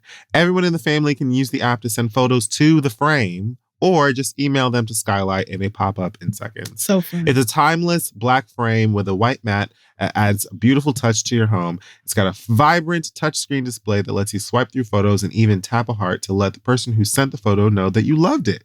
Choose either the original 10-inch or new large 15-inch frame. Plus, if you don't love your Skylight, they'll offer you a full refund. Now, this I actually love as a gift for my parents because they actually got something like this for me. Like they got me like a little electric frame when I first moved to New York. So this is like perfect for them because I can not only send photos home for them to have in the frame, like my brothers can, cousins, whoever wants to can just send photos there. And when I go home, like for the holidays, you can go through and see all of the fun photos and stuff like that. It's so fun and really, really interactive and special. So now as a special offer, you can get $15 off your purchase of a Skylight frame when you go to skylightframe.com and enter code READ. That's right. To get $15 off your purchase of a Skylight frame, just go to skylightframe.com and enter code READ. That's SKYLIGHTFRAME.com. Promo code READ. It's holiday time to go buy a fun present. Now let's move on. Hey, y'all. If you are in the hiring need over at your business, you may be looking for somebody to fill a lot of different roles, maybe somebody who can wear a bunch of different hats, take on lots of different responsibilities inside the company, which can be challenging. Or you might have a simple position to fill, but it's taking forever to find somebody who's a great fit. Whether you need a civil engineer in New York, an attorney in Colorado, a nurse in Oklahoma, or a mascot in Miami, ZipRecruiter can help you find qualified candidates fast. And you can try it for free over at ZipRecruiter.com/theread.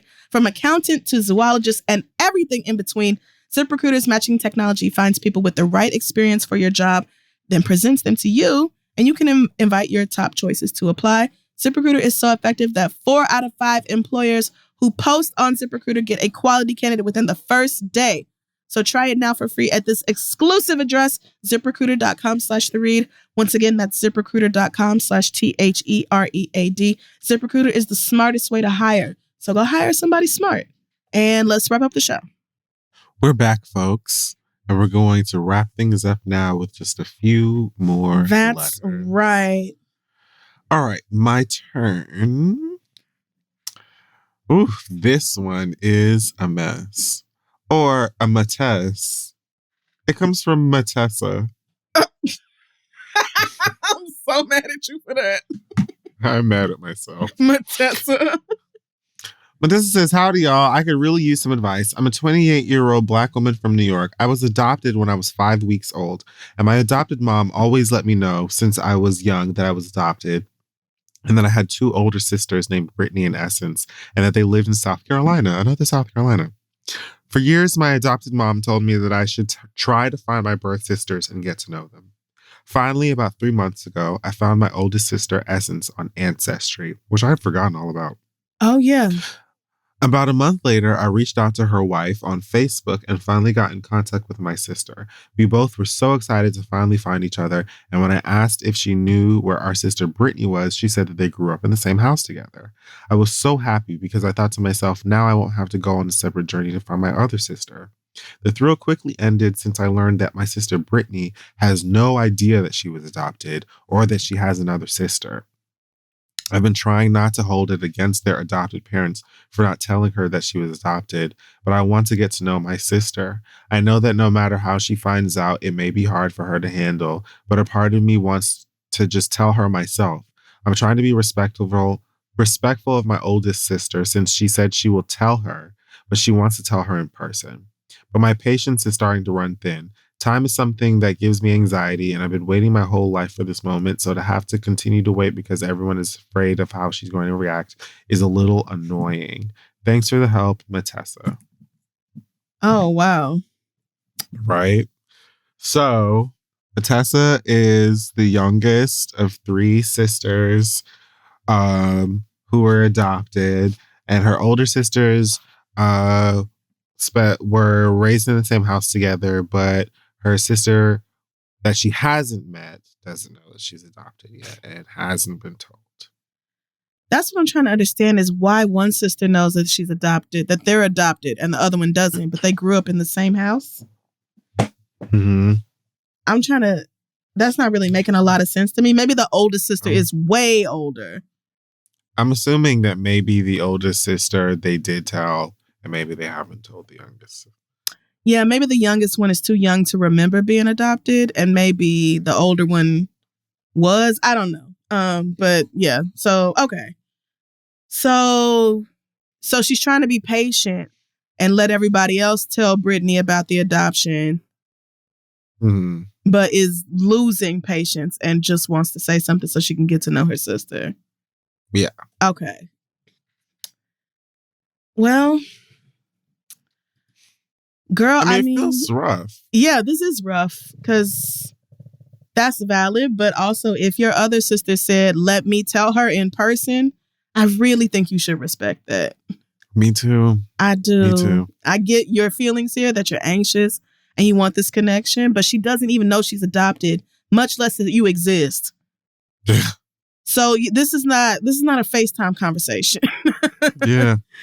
There are some things that, we really should wait and do in person and have them be done as carefully and considerately and lovingly as possible. So if your sister said, Essence said, give me a minute, I'll tell her over Christmas or whatever, I need to do this in person, then yeah, I'm sorry. I don't have the experience of being adopted. Maybe people who are adopted can chime in and let you know, use the hashtag or something.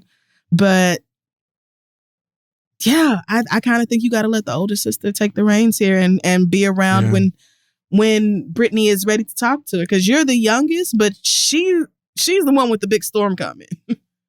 Yeah. You've always known you were adopted, and being angry at her adopted parents is very understandable because I think so. That's valid, but still, like, you don't want to further traumatize her by just busting in like the damn Kool-Aid man and showing up in her DMs like, yeah, I'm your sister and you're adopted and fuck your parents, but like, let's go to Benihana's. Right. I think you gotta, yeah, hang back and wait, as difficult as that might be. I can only imagine. And I'm thinking, like, you're going to want the most ideal situation when you do finally get to know this sister. And going and telling her that her parents are not her birth parents and completely shattering her world of reality is probably not going to be the end that you want for your long lost sister. You're probably gonna want her to have a bit of time with the people that she does know, to help her get grounded in that reality, so that when she does meet you, it's a little bit more stable, and you guys can be introduced on a more even playing field's not the word, but you know what I mean. Yeah. Like, you guys can just kind of meet on a more neutral dynamic standing. Yeah. Because it's just you, like, I know you said like time is something that gives you anxiety. I don't know how literal or how deep that goes when you say anxiety.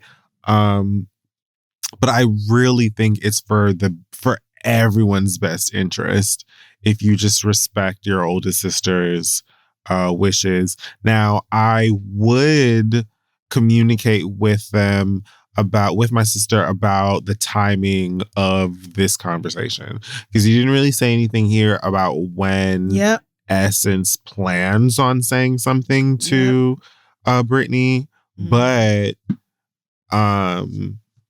I would definitely be in touch with her about when that's going to happen and how that's going to happen, and just try to express how much this means to me and how you really want to get it. Because, I don't know exactly. You said you're 28, and they're both older than you. So, no one's a child here.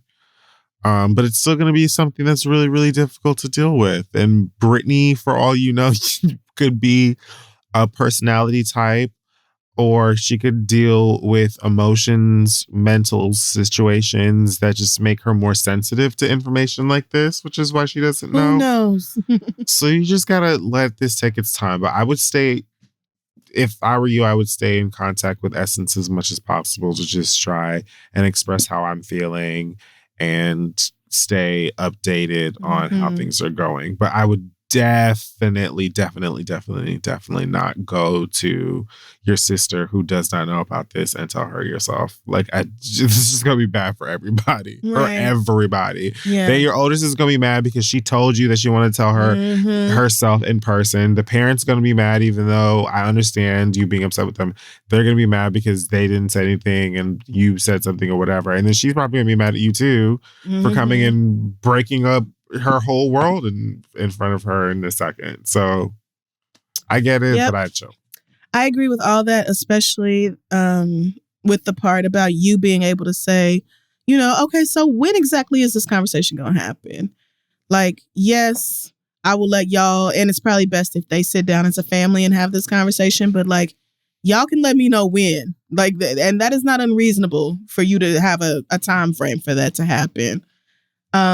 But yeah, I completely agree with all of that. It's a very sticky situation. I think you just gotta, tread lightly and keep in mind that, it's girl. Well, this is a wild situation. So it's gonna take a lot for your sister to adjust. And yeah, I get the inclination here though. So good luck. Let us know. If you have that conversation with them and they're like, oh yeah, girl, we'll do it over Christmas, or we'll do it on New Year's Day when everybody's eating Black Eyed Peas, like something like that. But yeah, let us know how it goes. Our next letter comes from Carrie, who says, Hey y'all, I'm wondering if either of you have ever dealt with anyone close to you who lies over dumb shit. I have a family member who will lie about the color of the sky, and it's so obvious when he lies. It's actually offensive because at this point I feel like they think I'm an idiot to believe some of the things they say. I doubt everything that comes out of their mouth, and it's endlessly frustrating. If cutting them out of my life was not an option, do you have any advice on how to move forward? We've already drifted apart and we're not as close, which makes me sad, and I'm starting to grow resentful. I've recommended therapy, but outside of that, I don't know what to do about it. Getting lied to does not feel good. I would appreciate any thoughts on this. Love you guys and have a happy holiday. Carrie. You get started, because I feel like I don't even know what, I feel like this is open and shut. Well, my only issue is Carrie said if cutting them out of my life was not an option. And that's where I start to get a little confused, because if you don't want to cut them out of your life, then you're going to have to confront them about the fact that they lie about everything. And it seems to, at no point here did you say that you've ever actually confronted this person when you have caught them in a lie. I don't have family members who have done this, but I have dated somebody who would lie about absolutely fucking anything. I mean, lied about everything. Lied about her birthday. And then when I saw her driver's license and was like, how come your driver's license says a different year? She was like, oh, the DMV messed up. And so, so the DMV took a look at your birth certificate and messed up on your age. And your license has been like this for years. And you've just never gone back and gotten that fixed. And your driver's license, that's what you want me to believe. That and the fact that like you and your you saying that your brother is 6 months younger than you, like it's not adding up. But you would rather me believe your lies over what is clearly the truth here. So, but in that situation, I confronted her about the lies. Sometimes I chose to believe what she said anyway, even though deep down I knew it wasn't true. And sometimes I was like, this is shitty, but I'm not ready to break up with you yet, until I got to the point where I was ready to break up with her. But I don't know what options you have besides cutting them off or saying something to them about it. Because how can you move forward in a relationship with somebody when you don't trust anything they say? Like, again, communication here. And I don't see I don't know what kind of power they must have over you to where you feel like you can't cut them off, but I don't know. I guess if that's the case, then I would just have to detach myself emotionally from them. Like you said, y'all are drifting apart and it makes you sad, but it's better than pretending like you're in a close relationship with somebody when you can't believe nothing that comes out of their mouth. To me. I agree completely. I don't see the point. If I can't believe anything that comes out of your mouth, first of all, I'm going to confront you about it, because I mean, I was going to do that anyway. Right. That's just who I am. I am very confrontational. So you're going to hear my opinion on that.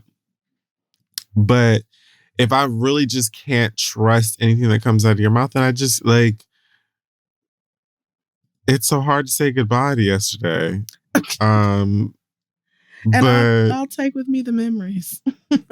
You know, it is what it is. I think that you'll be fine, and you'll be better off in the relationships of the future that don't require you to question every breath that escapes their lips. I do believe if there hasn't been a confrontation, then one is in order.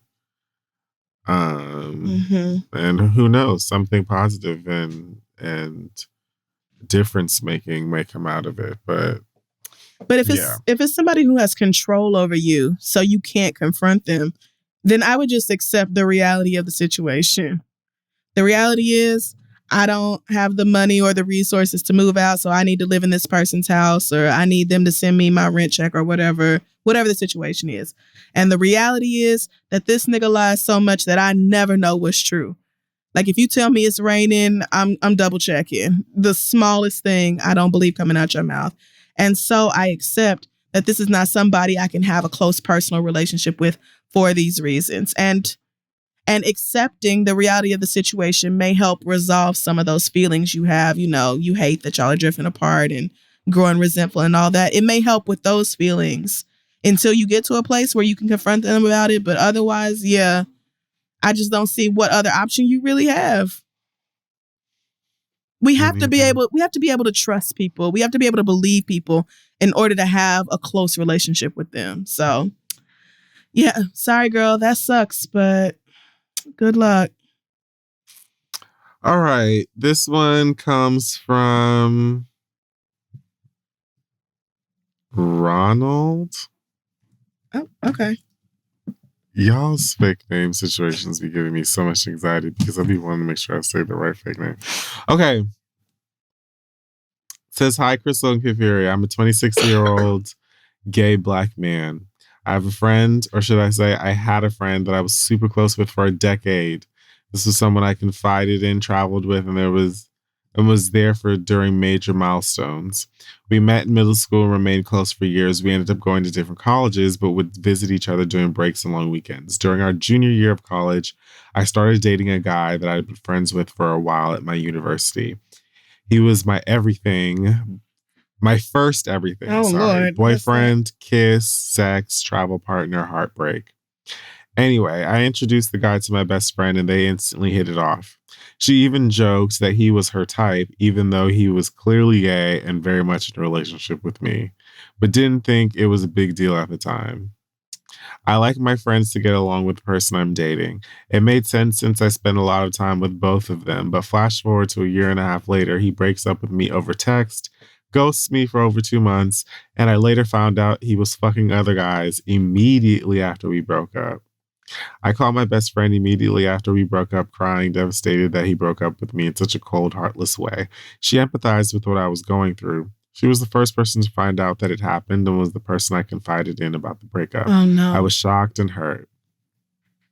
After 2 months, my ex reached out to me and apologized for all wrongdoing. I accepted his apology and agreed to move past everything and remain cordial.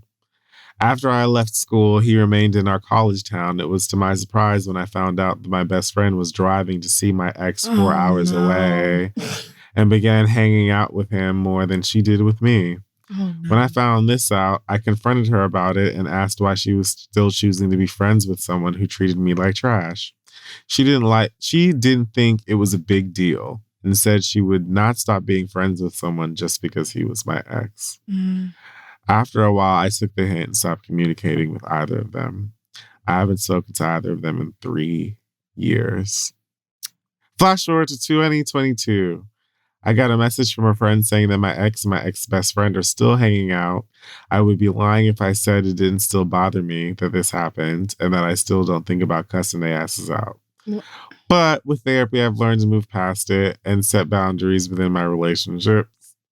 I'm currently in a happy relationship with my man of over a year, and I have no intention of getting back with my ex. So, Myself, my ex-friend, and my ex all have mutual friends. okay. Leading to my question. What's the issue? Y'all have mutual friends. Okay. My questions are, do you think that your best friend should be friends with your ex? Was it wrong to confront my best friend for hanging out with my ex? Am I wrong for ending a friendship with my best friend of 10 years because she refused to end her friendship with my ex? Oh, Lord. I listen to you guys every week. Thank you for getting through your hardest moments. Sending you both love and support. Ronald. Oh, how boy Ronald.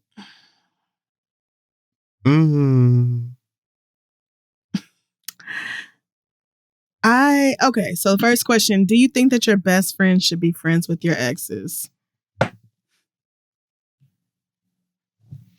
I'll be friendly. Oh, with your ex. Oh. Yeah. At best, I'm cordial. I mean, if you decided that you could be cordial with him, I don't see why she couldn't also be that. Right. Exactly. And if they were... Okay, so they didn't already know each other. You introduced him to her. So I kind of feel like in that situation, her loyalty should be to you. I guess especially if she was driving 4 hours away and spending more time with him than she was with you, I could definitely see why you felt away, especially when the breakup was really fresh. Because I've definitely been in situations where I break up with somebody and we have mutual friends and this nigga is still coming around and I'm like, like, fuck is y'all doing? And they're like, girl, everybody is friends. Like, sorry. And that is a shitty feeling, which is why I don't date in my friend circles anymore. And the people I date never become, nobody I have dated has ever truly become part of my friends circle. When our relationship is over, it is over with all of my niggas as well. So I can see in that situation. And easily. And given that this probably happened a few years ago, all of you are in your early 20s, I can see why you got that upset. What I don't understand is still feeling a way about it now. If it's been years, you've moved on, you have a new man, like, I'm fine. You said you cut him off. You haven't spoken to either of them in 3 years. I would be fine. But I'm much older than you, but I would be fine being cordial with these people. We don't have to be close or nothing like that, but it's been years. And you said that, like, you accepted his apology 2 months after y'all broke up and said you would move past everything and remain cordial. So maybe you didn't really mean that, but but to me, like, I feel like if you decided, I'm going to at least match whatever energy you have for your ex. So if you decided that you could be cordial with him, I don't see why you would be mad if she's cordial with him. That's just me. I think that your ex best friend is attracted to your ex. I think that she... But he's gay, right? Yeah, that don't mean anything. I think that your ex-best friend is attracted to your ex. I think that she has a crush on this nigga and thus hangs out with the motherfucker because... Weird. She thinks that the nigga is cute and fun and whatever, and that's why. Because why would you tell me that he's your type? But 3 years? That's a long time to hang around a gay nigga because you think he's fine. I'm not saying that she wants to act on it. Oh, listen, okay. Gotcha. I know hags. So, like, I know how they move and operate. Like, the girlies will literally hang around and wait for their time, like bats. Wow. Oh, man. I think that this is some weird shit. If we've been friends for 10 years, my nigga, and now all you're talking about is, I'm not going to stop being friends with somebody just because they're your ex. What? Okay, well, I guess that just speaks to your loyalty. I don't want to be friends with you no way. Like, what the fuck are you talking about?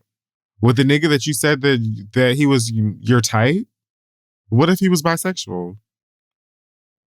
Then that would be different. To me, it would be different. Oh, yeah, then it would be different. Of course it would be different. Like, if I thought there was a chance they were fucking, then yeah, I would look at it differently, but...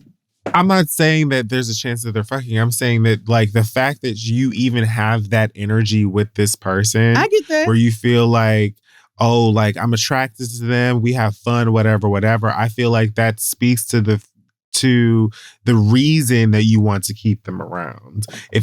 I feel like if this person was not your type, you would not have as much of a problem breaking away from them when I broke up with them. You see what I'm saying? I do. I think I just thought of it like, you said you introduced them to each other. They really hit it off. So I just assumed they became really good friends, like genuine friends, not like, oh, this nigga is fine and I like looking at him, which I had never thought of that. Not saying it's not possible. I just hadn't thought of it. That like, it can be both. It really could. Meet in the middle, dance all night. But for me, if she's hanging out with him, being friends with him because she thinks he's fine, then my feelings are very different than if they just struck up a genuine connection and are just friends. Like that, to me, I would feel differently about the situation. So. I think that he's weird. I think that she's weird. And I don't think I don't think you need to be concerned with either one of these things. Yeah. But I do get the fact that like, oh, well, y'all have mutual friends. So they pop up or you hear about each other or whatever. And that can be annoying. But if it's been 3 years and you're in a whole other allegedly happy relationship, it's time for you to let that shit go, mama. Like, let them go and do shooters and fish bowls and whatever the fuck together and you know, right. Be the gay and the giant peach, like whatever. Definitely not wrong to confront her about it. Not wrong to end the friendship if you felt like it was something shady going on or you felt like that was fucked up.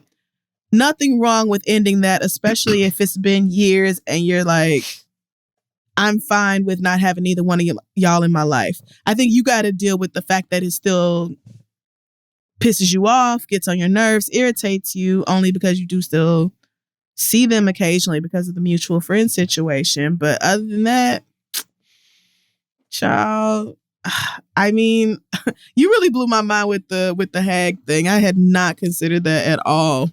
Fully, girl, they're everywhere. Damn.